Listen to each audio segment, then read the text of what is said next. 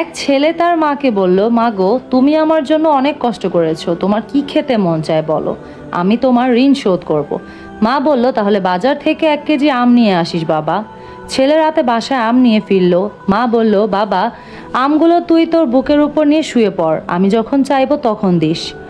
ছেলে মায়ের অপেক্ষা করতে করতে ঘুমিয়ে পড়ল। সকালে মা এসে আমগুলো চাইলো। ছেলে বলল, মা গো, ঘুমের ঘোরে পিঠে নিচে পড়ে আমগুলো চ্যাপ্টা হয়ে গেছে, একটু অপেক্ষা করো, আমি এক্ষুনি বাজার থেকে আম এনে দিচ্ছি। মা তখন কাতর কণ্ঠে বলে উঠলেন, বাবারে, পৌষ মাসের শীতে আমি তোমার এক ডান কাঁধে শোয়াইছি, প্রস্রাব করে দিছো, বাম কাঁধে শোয়াইছি, প্রস্রাব করে দিছো, অবশেষে বুকের উপর শোয়াইছি, প্রস্রাব করে দিছো। কই, একদিনের জন্য তো তোরে পিঠের নিচে ফালাইনি রে বাপ, তুই কি করে কইলি মায়ের ঋণ শোধ করবি?